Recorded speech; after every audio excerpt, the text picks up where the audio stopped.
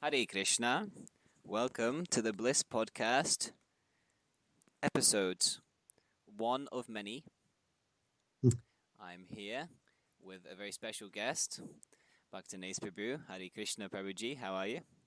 Hare Krishna Prabhu, please accept my humble obeisances. Please accept mine. Jaya Srila Prabhupada. Jai Srila Prabhupada. So, I'm your host, Maitreya Rishidasa, your most insignificant rascal host. And I'm here recording on a very crazy setup where I have to juggle between Puruji Prabhu's computer to get the intro sound effect and my phone to get these videos that we want to play on the podcast and so many things. So please bear with us for any possible technical difficulties. Anyway, so thank you for joining us on this podcast. Thank you for dedicating some of your time, lending your ears so that you can hear this Bliss podcast. If this is your first time, welcome. We do this every single Monday, so you can subscribe to our YouTube channel, Expand the Bliss, and press that notification bell also so you can always be notified when we come out with content. We do other videos also aside from podcasts. Oh, maybe the microphone is too close. Sorry. You can let me know in the Bhaktanes Prabhu. Is the microphone too close? Am I popping? It was a little bit, but now it's even better. It's perfect now. Okay. Krishna gave me the intelligence. Okay, so maybe that's better now. So yeah, we do different kinds of videos. This channel is mostly dedicated to our podcast, but we have some other lectures and things by His Grace Puruji Prabhu. We also have another YouTube channel where there are bigger philosophical exposés, which you can find. That's on our Bliss Cinemas YouTube channel. So these two channels are there, and if you like what we do, please support us. The links for our various support platforms will be in the description of this video. We have a Just Giving page, and we have a PayPal, and we have a Patreon also. Patreon's very exciting. You become entitled to certain rewards. We have ebooks available, compiled by His Grace Puruji Prabhu. These are very exciting philosophical treatises compiled by Puruji Prabhu, and you become entitled to them for free when you become a Patreon. So that's very cool, a very dynamic way of supporting us, and you can find that in the links below along with our website. They're also now available, the ebooks are now available for one-time purchase if you're afraid of commitment. So I recommend that everyone go and check that out. So that was my little spiel, my commercial spiel. Without any further ado, let us get into the podcast. And today I was feeling a little bored, so I came up with the topic of boredom.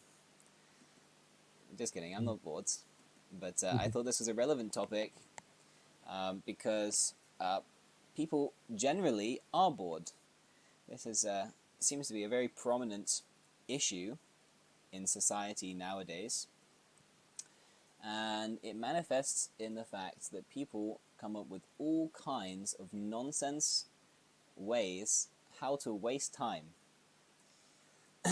Now, if you go on the App Store, or if you have an iPhone, we use the App Store, so you'll find there billions of apps how to occupy the space between your ears, your attention, and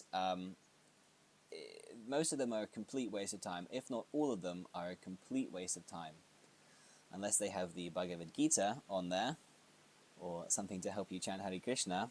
It's a complete waste of time. Namely, there are big ones, big time wasters, big shots in the time-wasting game: Facebook, Instagram, Snapchat, all these social medias. YouTube. Thank you. That's a huge one. That one gets me also. These things are designed to grip the mind and waste our time. We scroll through the content, even though it's completely meaningless most of the time, again, unless there's some Krishna conscious content.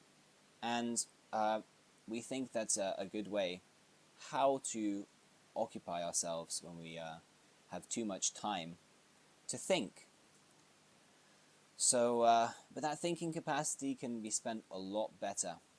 So that's what we're going to be discussed. That's what's going to be discussed on today's podcast. If you'll stay with us, we're going to go deep. So, Bhaktanes Prabhu, Hare Krishna. What do you have any experiences? I'm sure you have experiences with boredom in your past material life. What are your experiences with boredom? Oh yeah, absolutely. You know, as I'm sure a lot of children can relate, as a child I used to basically spend most of my days after coming home from school on the computer. And I would just stare at that miniature screen for hours and hours, just going from one thing to another, just maybe talking to some people, associating with friends from school and so on, playing video games, of course, just repeating these few very simple tasks that you would eventually get very good at, and somehow our brain is like programmed in such a way that these short and easy tasks give us repeatable pleasure.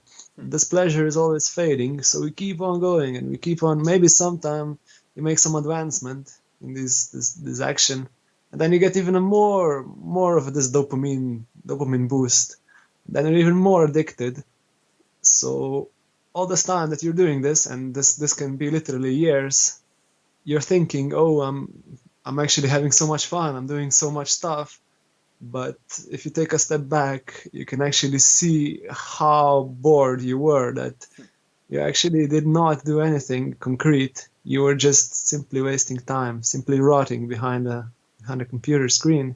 And while your whole life was just going past you. And there are some people that you can see, like in their 40s now, or the 50s actually, even, who have actually realized how their last 30 or 40 years of their life have just passed away because they were simply looking at the screen, being bored. And that's a really scary condition. Yeah, I also have a similar experience in my past life with this kind of thing, just like you said, like behind the computer screen, especially with the video games. And they make these systems, these reward systems and so on. I don't know, maybe people who have not played video games in our audience, maybe they can't relate, but just to paint a quick picture, it's kind of like they create these video games, they create systems that you get rewarded by advancement in the video game, you get paid, or there are tiers and tournaments and so on. It's just like sports or like this.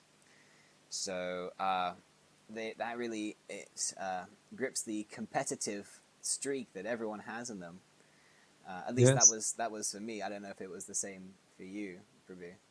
That was the in a sense. So there was like these games that, especially one, that had like different skills. There were like 25 different skills. Like, for example, like fire making or wood cutting, for example. Then instead of just actually practicing, or archery or stuff like that, instead of practicing that in real life, you would spend so many hours in this game uselessly just doing these repetitive tasks over and over and thinking, oh yeah, I'm getting so much better, I'm getting better at fire making, for example. But then in real life, you can't even light a fire. That's how useless this is. Nothing practical, and then you spend all your time on the computer, you get onto the real world, and then you feel completely unequipped and the world kicks in your face. Exactly. And then what's your only option? Well, you run back to the video game, because that's where you're good. That's where you have and it's scary because your life in the real world, it diminishes, because your social structure is only based around who you are online. So then so then even in the real world, your friends and the people you associate with, they know you for that personality that you are online. So that's what really got me, sobered up. It got me thinking, what is this? Do I really want to live like this? Of Who am course I? not. It got you thinking, who am I? Who am I if it's not this character on this video game or it's not this false reputation that everyone knows me about? Right. Yeah, that's a very core question, and the same effect is there. I think even if people can't relate to the video games, people can relate to this experience on such platforms as I mentioned before, like Facebook, and Mm-hmm. it's the same thing. You create a profile, and you build up this profile, and people see uh, only that profile and what you want people to see, and so it's natural to kind of make a life how you want people to perceive you. And I've heard many stories and many people's experiences with this kind of thing where they become an online personality, but in the real life, they're completely lacking and they feel depressed in the real life, and they have to eventually just they fake it online just to maintain that online appearance, like you were mentioning. And I have exactly the same experience with this kind of superficial Mm-hmm. world. So yeah, it's very interesting because, like you say, after you become frustrated, then you naturally you start questioning, you start inquiring after a little while, and so in one sense, it's also a good thing because that inquiry is the beginning of taking to something more substantial, higher, and if you're lucky, something spiritual. The beginning of Mm-hmm. spiritual life is inquiry. So yeah, that was a very interesting point. Um, I just wanted to get some external sources. We have a fan, Peter Krishna. He wanted us to bring in some other points of view. So I decided I would get the definition, or not the definition of boredom, but I was doing some research on uh, how people are studying this subject of boredom, and actually there are some um, psychologists and other people in other fields who are studying what actually boredom is. And I found a very interesting definition in one particular study, and I quote: "If life, in the desire for which our essence and existence consists, possessed in itself a positive value and real content, there would be no such thing as boredom. Mere existence would fulfill and satisfy us. As things are, we take no pleasure in existence except when we are striving after something, or when engaged in purely intellectual activity. Whenever we are not involved in one or other of these things, but directed back to existence itself, we are overtaken by its worthless anti-vanity, and this is the sensation called boredom." So, That's interesting. very interesting. And I feel like when I'm reading this, I feel very enlivened because, Prabhupada's purports are relating to so many things in this paragraph. I was just wondering, Prabhu, if you had any realizations about that. I know you can't see the quote in front of you, but based on based on what you heard, do you have anything that you were thinking about this quote? Yeah, I was actually thinking that in agreement of this quote, people get bored when they don't know what to do. So they think, like in the Bhagavad Gita, it is written that these people of demonic mentality, they don't, they think the world has no purpose. Um, and then they're like, oh, so then what else is there for me to do if at the end of this life I'll just die? So then better that I just satisfy the senses as much as possible. Right. Otherwise, there is literally no meaning. So they do that, but even the senses, even that doesn't cure the boredom. So then ultimately they just get depressed and even more falling into this boredom. And then, of course, there comes this whole demonic culture of gratifying the senses with illegal intoxicants and so on. It just their whole experience just keeps getting gradually degraded. Right. If they think that the ultimate goal of life is sense gratification, then there should be, for them, ultimately there'll be nothing that should stand in the way. If that is the ultimate goal, then the philosophy follows that you'll do anything to pursue that end. And Mm-hmm. it's very interesting that you bring this up. I was actually watching a little while ago with Guruji Prabhu. We were, and we also have a podcast in this connection. If you go, the Reason for God, Part 1 and Part 2, they're on this YouTube channel, where we break down the arguments of a particular atheist. And in that atheist, like any atheist, ultimately his worldview is that there is, of course, no God. There's no real purpose to life except to enjoy. That is Oh, the only conclusion that you can have as an atheist, yeah. because we're all looking for pleasure, right? We're all looking for everyone can agree we're all looking for happiness. No one's looking for suffering, and if he's looking for suffering, if he's a masochist, then that is his pleasure. So ultimately, everyone is looking for pleasure. So if there's no God, there's no accountability to anything that you do, and there's no afterlife, there's no one looking over you, and ultimately we're all just chemicals and matter, then for the sake of your sense gratification, you're willing to do anything.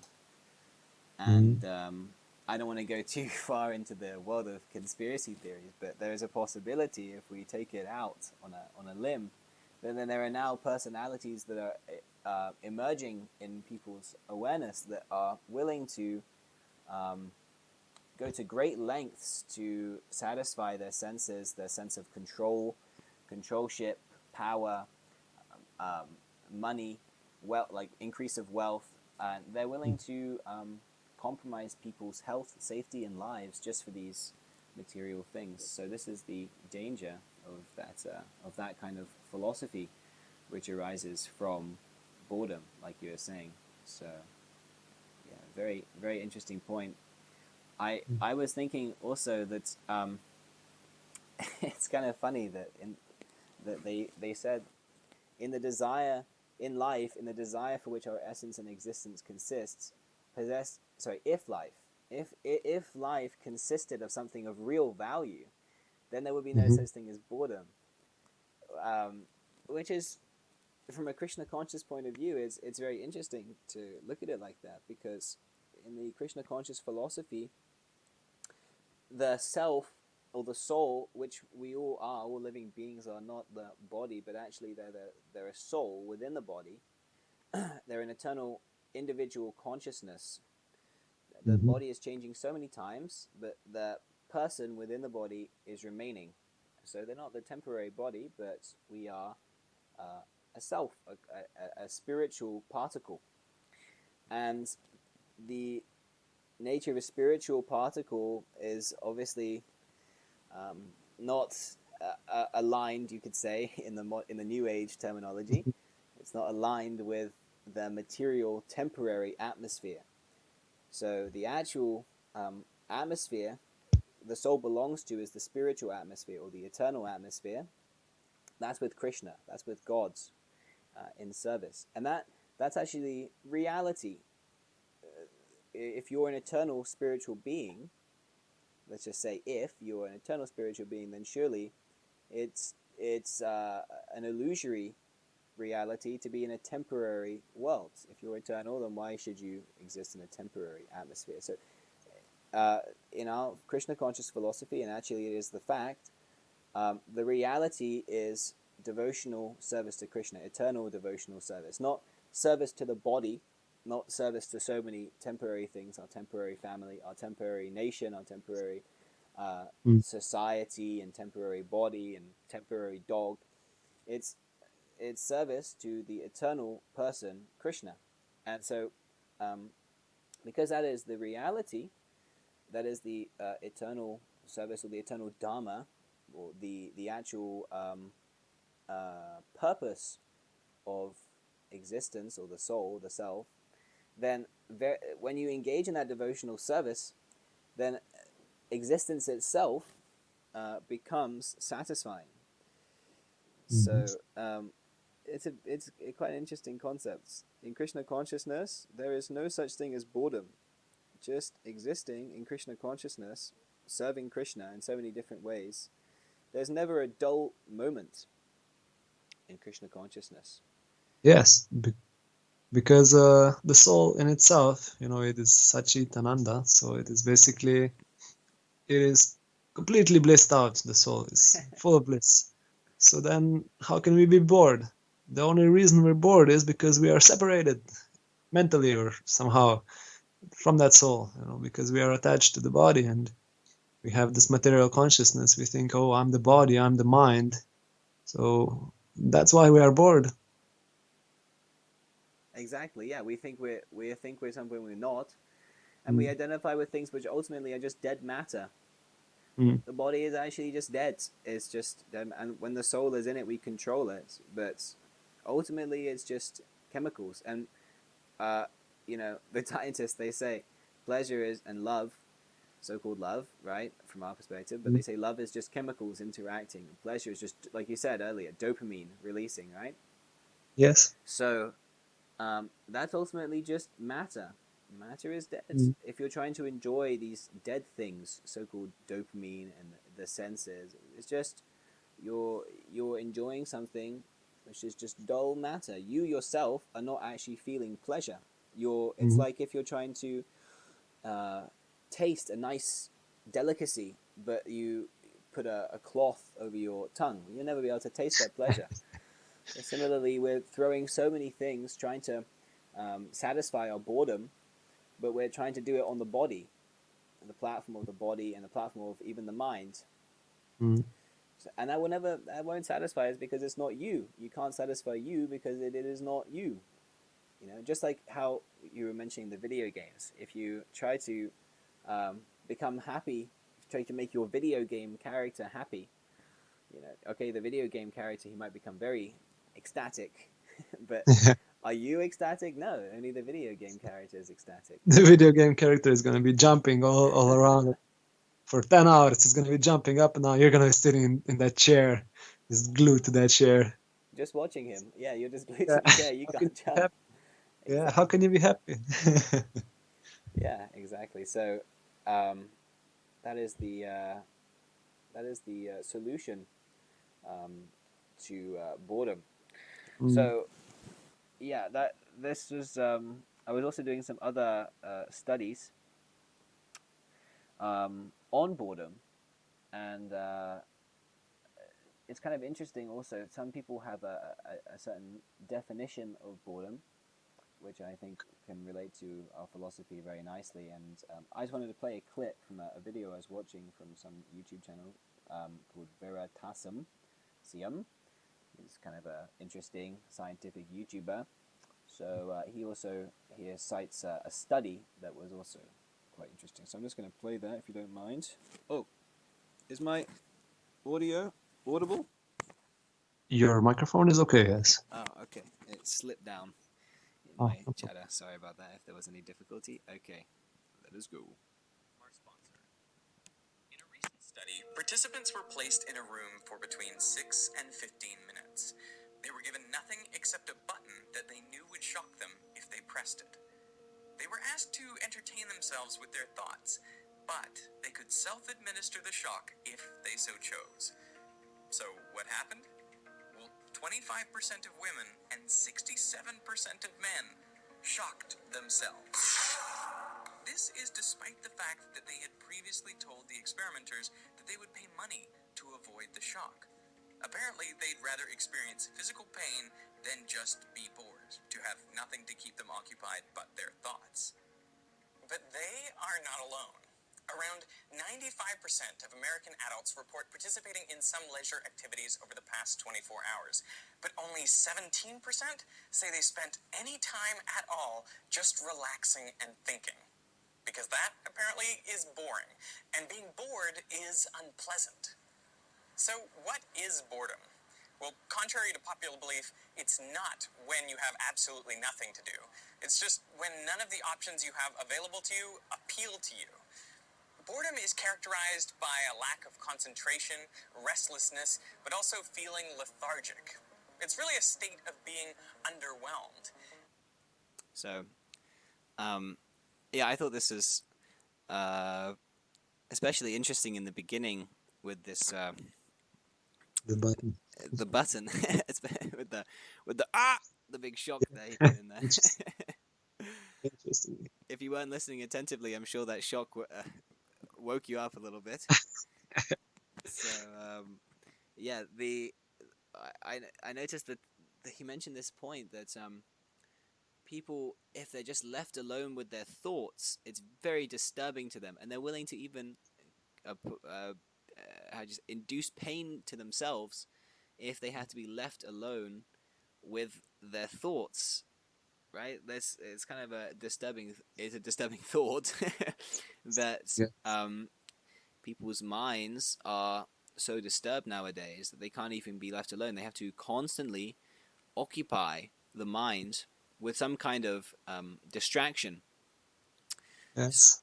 So it just goes to show how messed up our society is. That we have so much rubbish that fills our minds that if we're left alone with the mind, it's like our worst enemy, and it's a source of great disturbance. And B, we haven't found a very good solution for this. We just fill it up with more rubbish to distract it. So I don't know. Well, Maybe you got something else also from this clip review. well, we have found a good solution, the best solution to this, but people don't want to take it. So Right. then, What then is that better be solution? shocked. Of course, the best solution is to chant Hare Krishna. So I was thinking, when you were playing this clip, I was thinking, this should be redone with devotees. Right. And I mean, if I could bet, I would bet that almost none of the devotees would actually press the button. They would simply chant a round or two. What is the problem? Right. They want to stay in the room for longer so they can chant for longer. Yeah. They're just, the scientists would come back and they would be in half samadhi, just chanting Hare Krishna. So that was going over my mind since when you told me. I was thinking about this boredom. Also, yeah, I was going around in my previous life. I was this life, but the previous area. You would get bored when doing simple tasks, waiting for someone. You would get bored, and just walking somewhere, you would get bored. But now, since I can chant, there's none of this thing. You just go, you can walk, and you chant. So you're waiting, but you're not actually waiting because you're chanting. You're You're never wasting sitting. time. Yeah. You're like standing in line for the grocery shop. You're chanting, so you're not bored. You're waiting like in traffic. Everyone around you is like losing their minds. Like, oh my God, why did the car have to break down in the middle of the highway? Now we're all stuck here for this 1 hour, and you're just in the back seat going Hare Krishna, Hare Krishna. It's so nice. It's not even a problem. You always have Krishna. So because this chanting is non-different from Krishna, you always are connected. You can connect any time to the reservoir of all pleasure. You can connect to gods just by chanting these holy names. What are they? Hare Krishna, Krishna Krishna, Hare Hare, Hare Rama, Rama Rama, Hare Hare. It's super easy. You can just chant, and you'll never feel bored. Like Prabhu said, super nicely. How you can be bored? Like even if you get bored of chanting, it's not. We're in a disease stage. We can't perceive the full pleasure of the chanting, but still it's there. But even if you get bored of the chanting, there's so many other activities in Krishna consciousness. I mean, like Prabhu said, the benefit of chanting is that you can be anywhere. You can be in a line in a grocery store with your parents. With your parents, I don't know, maybe they're getting a little antisocial with the parents, but Oh yeah. you can chant anywhere. and even if you're at home and you get bored of the chanting, but then you can read Srila Prabhupada's books, or you can cook something for Krishna, you can eat something for Krishna, you can tell your friends about Krishna, you can I mean, there's literally so many activities in Krishna consciousness I could go on, and the mind will never become restless, like the guy here was saying in the clip. Why we become bored? Because the mind is lacking sufficient engagement. It's restless. Yeah, it's lacking activity. Activity, exactly. And like there are a lot of studies, when the scientists, they wanted to know how the mind gets its fuel, and they figure out it's this dopamine. So they figured out that the mind, there was this one documentary about these this social media and how they work, and they say that the mind actually gets, it gets rewarded by dopamine, but not. It actually gets more dopamine in anticipation of a reward than actually when it gets rewarded. So, of course, it gets rewarded by it gets rewarded by doing simple, repetitive tasks, as I said earlier. So, and you see people just, engaging in this liking or scrolling or, watching 1 minute video clips. That's this simple, repetitive task. But if you take a look from the devotee point of view, what's the best simple, repetitive task? As we said before, just chanting. It's so simple because you're chanting one mantra at a time, one holy name at a time, and then you constantly, if you want to see it like this, you can see it. You're constantly getting this dopamine from the mantra. Of course, you're getting much more than dopamine, but you can see it like that. Right. Even from a material point of view, chanting is also very fulfilling. Even from a material point of view, that's a very cool point. There's actually a meme Puruja Prabhu he made. Scroll the bead, don't scroll the feed. Wow.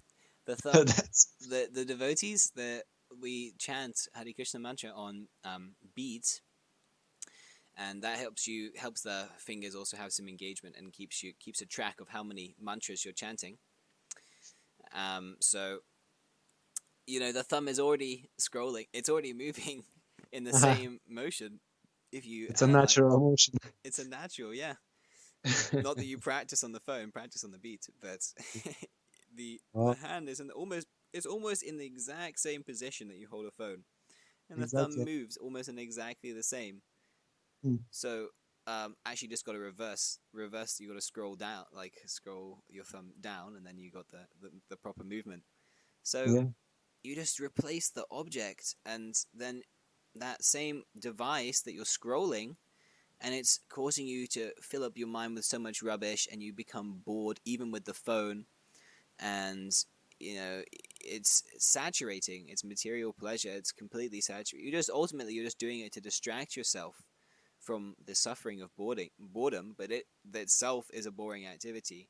If you just change the object to a pair, a mala or a beads, a set of beads, and you chant instead of just droning on or talking to people on the phone or whatever, then you'll experience a pleasure that is ever increasing, spiritual pleasure. It cannot be saturated, and then you'll never be bored. You can never be bored. This is an eternal activity. There's no prospect of ever becoming bored. Yeah, so like we said, we can also, if we get bored of chanting, we can of course read Srila Prabhupada's books. And like Srila Prabhupada, he writes that this natural tendency for reading is there in a person, in every one of us. We all have this tendency to read, but actually, why don't we read so much that we should? It's because our minds get filled with all this garbage material from the outside. We read so much. We read this news, and we read all these, everything bad that happened. We have to know it. We get bombarded with it. But why? It's completely nonsense. Just so that people can say, "Oh, okay, it's not so bad for me. These guys over there, they're having it worse." But that's not okay. You're both suffering. You're both not okay. Why compare who has it worse if you both have it bad? Just get better, just read the literature, read the books from Srila Prabhupada. That's it. Right, yeah, and like you mentioned, that is a not exactly a palatable way to entertain yourself, is to find pleasure in other people's suffering. I'm not It's like shocking yourself. Exactly. sorry, I couldn't quite catch that, Prabhu. What did you say? It's like shocking yourself with the button. It's Right, the same. yeah, some alleviation. Mm. Yeah, so this is not the proper way, but like you say, we have the propensity to read. So it's not that in Krishna consciousness we say you give up anything. The same propensity is there. You have a propensity to scroll, so scroll the bead. You have a propensity to read, so read Srila Prabhupada's books.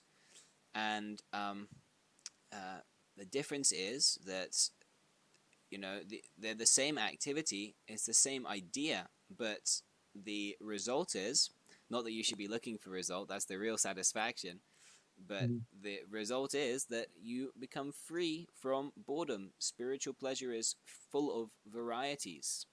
It's ever increasing. So, same activity, but a simple change, and you no longer are stuck on this platform of Mm. boredom. So, yeah, one more point I wanted to, or a couple more points I wanted to bring up, but another point is that this boredom, I was thinking about it, and I was thinking that actually this boredom, it also transfers itself into spiritual life and so-called spiritual life, but even in spiritual paths, the the problem of boredom continues, Mm. and there are certain and it's very prominent nowadays. There are certain philosophies that propound the idea that you become one with God, and you merge, and you become one with everything, one with everyone, Oh like yes. that.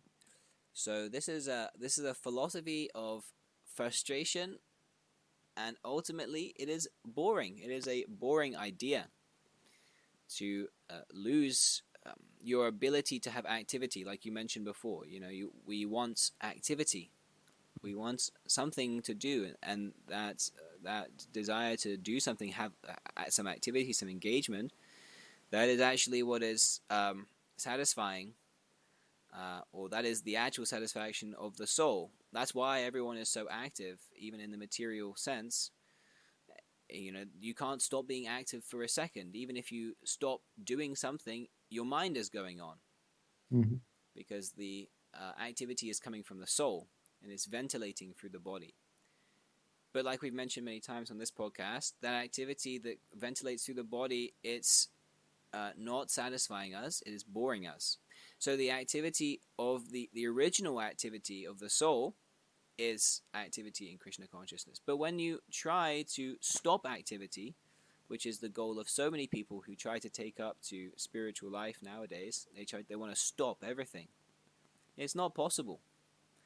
Even logically, if I were to tell you, Bhaktanes Prabhu, you Okay. please go and sit in a field and you stay there, will it be a very nice engagement?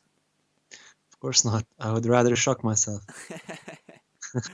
I didn't think so.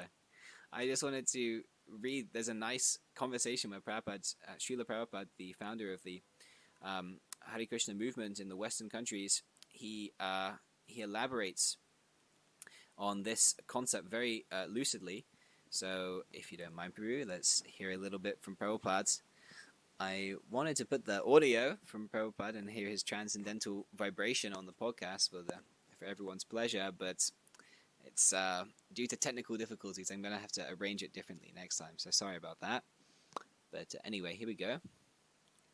So a disciple of Srila Prabhupada, Pushta Krishna, he asks, what are the position of the Tyagis, persons who are simply trying to renounce material life?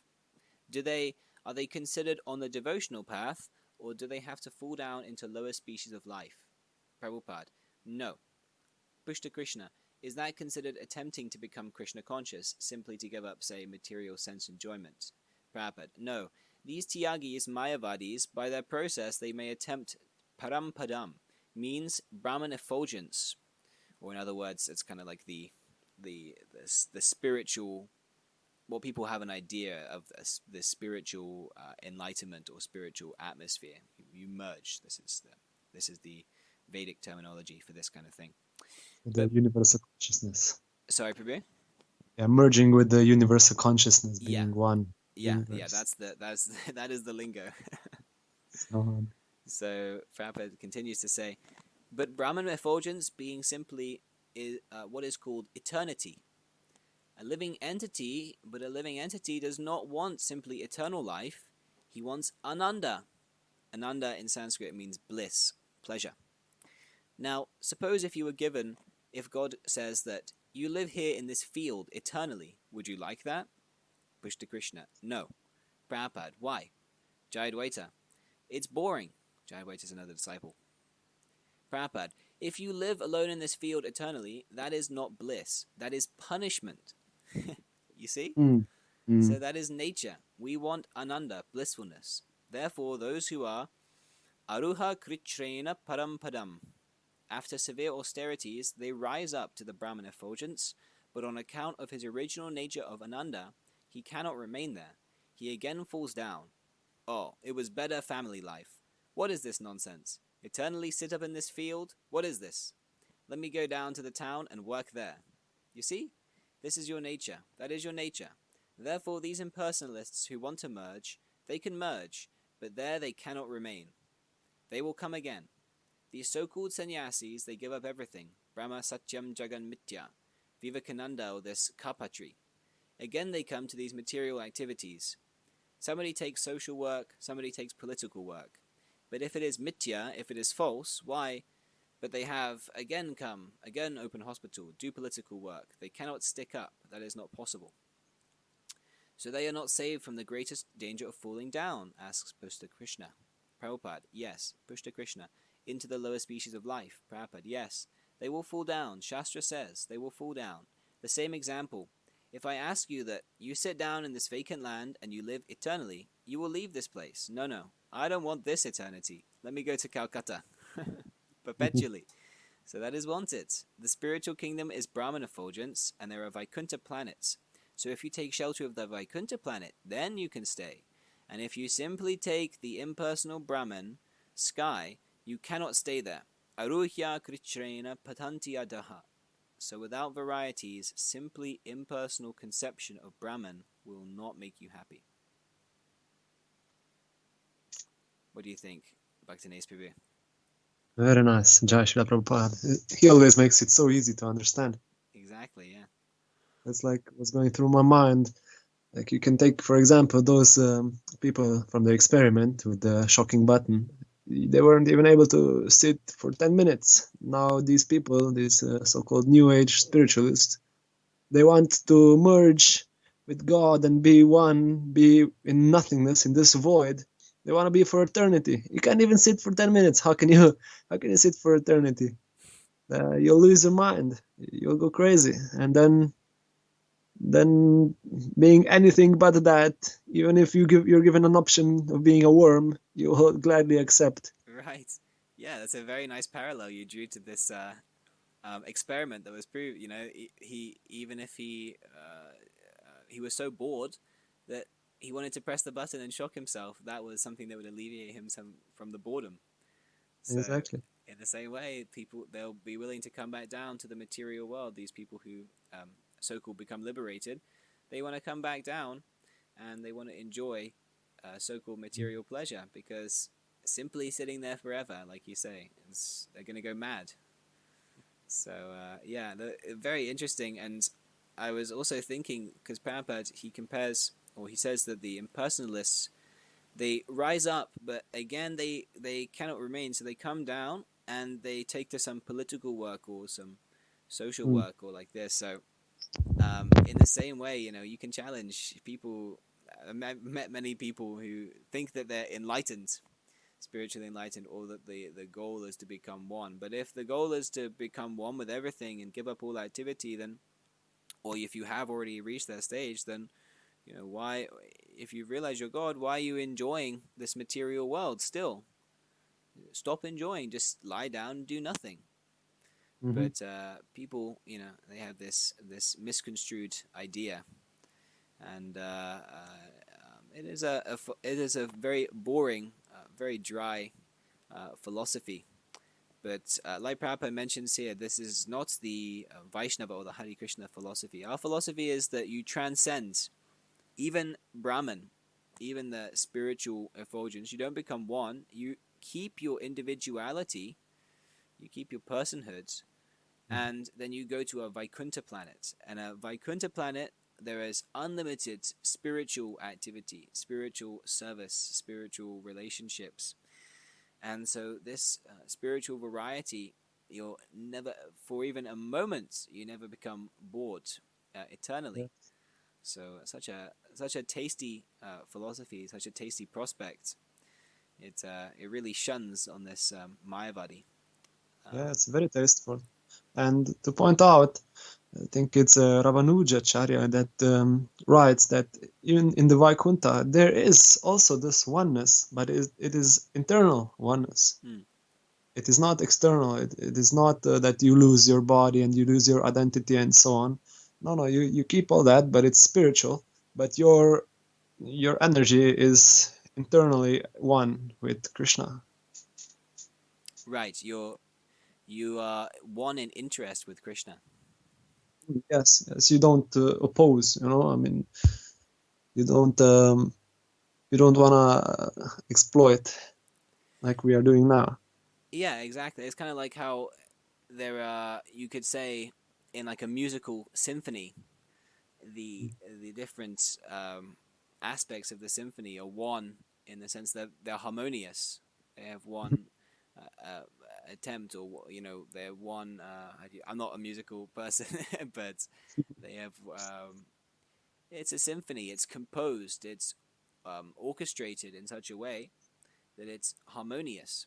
All the sounds are Yes. merging together, but they sound good. They work together. They don't work against each other, and it's not Mm. one just monotone vibration at the same time. It's full of variety, but at the same time, it's simultaneously one.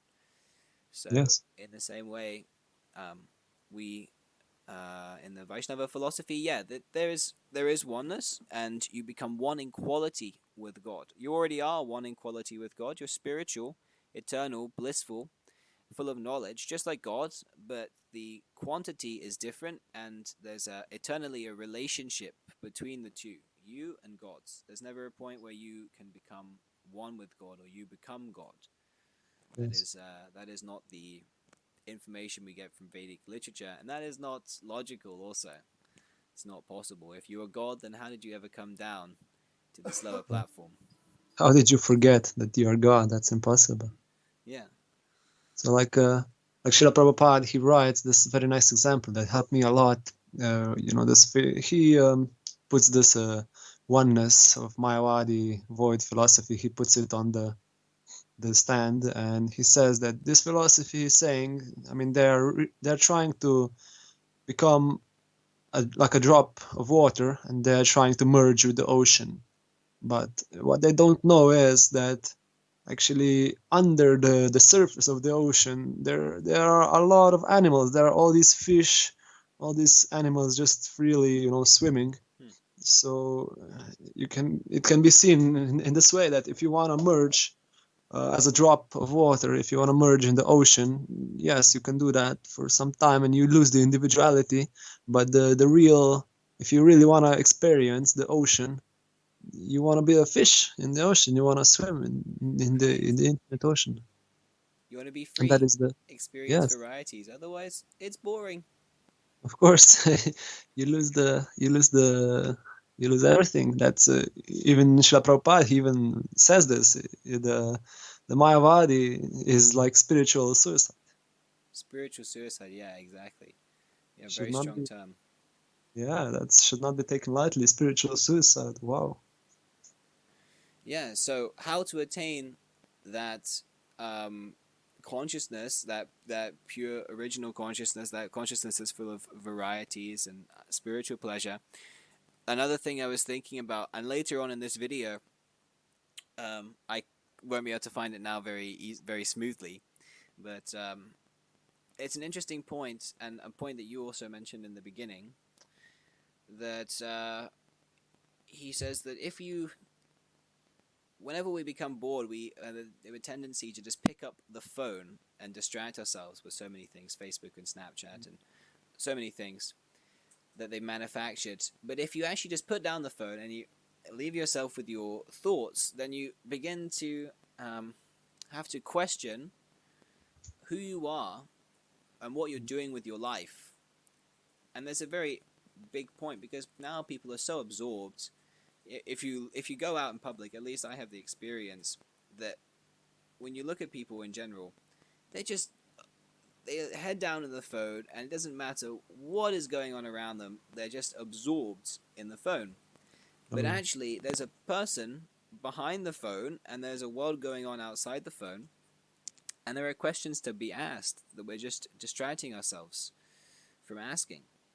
So this is a very interesting point that this researcher, this scientist, he mentioned, and yeah, I was thinking about it in kind of like it's kind of like of course, his answer is that, what are you doing with your life? What are you doing with yourself? You should go and work very hard and explore science and enjoy your senses, like you're also saying. That's also a yeah. nonsense philosophy that also doesn't I've go become a anywhere. philanthropist. Or become some philanthropist. Yeah, that might be a little higher, but it doesn't go anywhere. Still, Mm, he actually also that's funny that you mention that, because he also mentions that it might make you more altruistic. It might make you think, what can I do for others? mm, And that might seem like a high ideal, but that is also boring, because it is also for the body. mm, It is also temporary. It's also not for the soul, so that also still can't satisfy you. So the question really should be the question "Who am I?" should be taken a little bit more seriously, and should be contemplated a little bit more deeply. That who am I beyond this body or beyond this mind? Is there a self? Is there a soul? And the pursuit of that, who am I? And once I realize who am I, what is my purpose in life? The pursuit of that is self-realization. And it's interesting, that these phones and whatever, they are distracting us from even asking that question, because there's a great acharya in our line of teachers. Acharya means teacher, and his name is Bhaktivinoda Thakura, and he says that Maya, or illusion, expands herself mm. by modern technology. Very Wow. interesting. He was a great teacher that was kind of more you could say, in the more recent history of our age. He was kind of around the industrial revolutionary era, when the Britishers were coming into the India. So he says that this technology is an expansion of the illusory energy of Krishna, which means that it's making us. He says very strongly, it makes him more like an ass. We're already like asses. We don't think, beyond just eating and sleeping and making and defending. But technology makes us more like an ass. And it's very interesting that this researcher pointed out this very fact, that we Mm, don't question, what am I doing here? What is the purpose of my life? And then we just cement ourselves in that position more by, distracting ourselves with the phone. So yeah, it's twofold. If you're taking up to spiritual life, you have to be careful to not get distracted. You have to focus on the real thing, on self-realization. And if you're not taking up to spiritual life, then you should question, why am I trying to distract myself? Why do I feel so unsatisfied? And what happens if I just put down the distractions, and I do a little self-inquiry, and contact someone who might know something more about the goal of life and like this. And so this is just something I was thinking about when I was researching this exactly. guy. Exactly. Yeah. These are very strong essential life questions that everyone should be asking. And if you take a look at some history, it's like this is an epic quest. The search for immortality, the search for purpose, has been going on so much. And one of the most known stories, perhaps, it's like, the search for the Holy Grail. I know in England, these the knights, the Camelot and so on. They were all searching for this immortality, because of course our immortality lies within Krishna consciousness. But not only them, all these so-called these practices, like from Egypt, and even these pagan practices, all of them, just immortality, how to reach immortality, all of this. But today we just thrown that away because of this technology, because we don't ask the questions. We think we know so much, and we think we know how to go to the moon and so on so much. We think we know how to expand the life, and we're happy that our so-called life expectancy is 100 years, which it isn't, but anyway, we think we're happy with those 20 years that we've gained or so, but actually, no, our true life is eternal, so we should be only happy at that, when we can live eternally happily. Yeah, Prabhupada says that real intelligence is to think, well, I don't want to die, so why is death being forced upon me? Yeah, why should I die? That is an intelligent question. I don't want something. Why? First of all, why I don't want this something? If I'm a product of nature, if it's natural for me to die, then why I don't want to die? And second of all, how can I solve this issue? These are the intelligent questions. Well, So not that. Yeah, Not, and it's very not that interesting. just everyone should. Sorry. Sorry, Prabhu?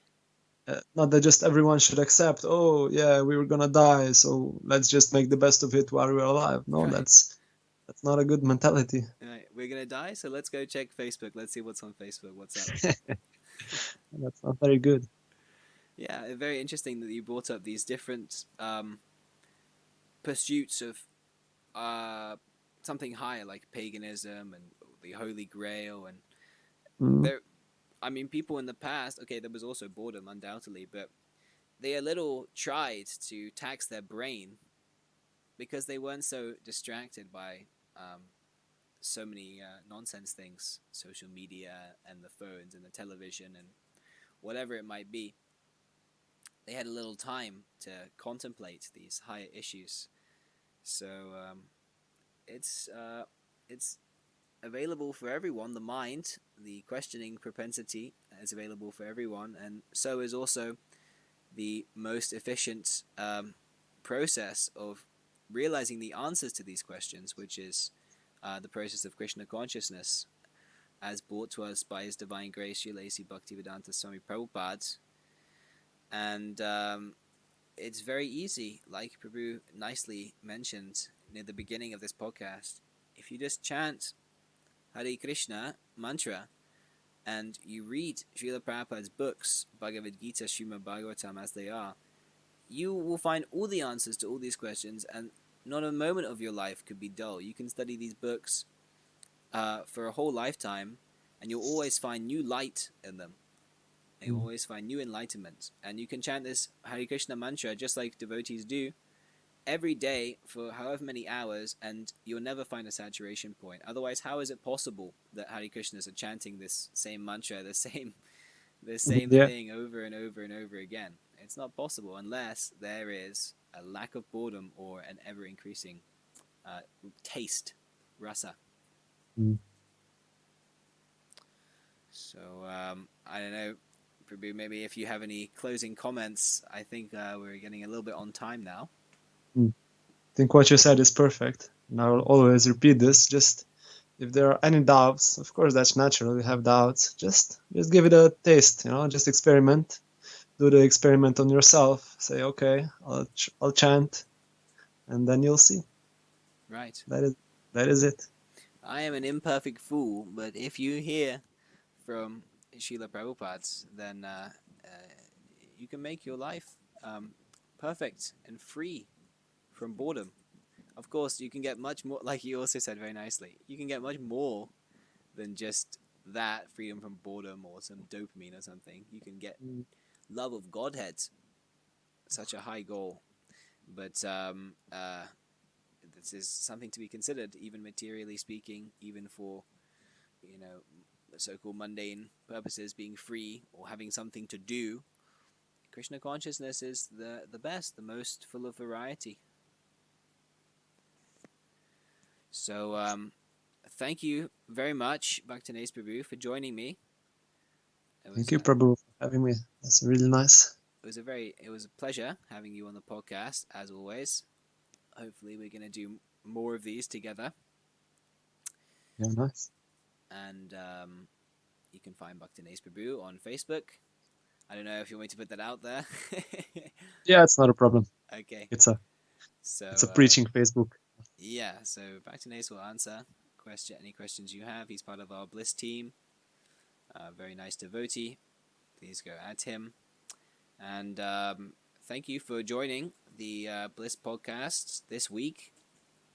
We do these every single week, like I mentioned. So please continue to tune in and subscribe and hit the bell notification, like I already mentioned. You can also go to our Facebook page, Expand the Bliss. Give it a like. We have live stream events. His Grace Purijit Prabhu, the founder of the Bliss, or the Bhaktivedanta Lives in Sound Society, he gives Srimad Bhagavatam classes every morning, how to advance in your spiritual life, how to realize freedom from boredom, very practically. So I highly recommend you tune into Prabhu's classes every morning. And I think that's all I have to say. So unless you want to give any shout outs, Prabhu, or something like that. I think that's it. Okay.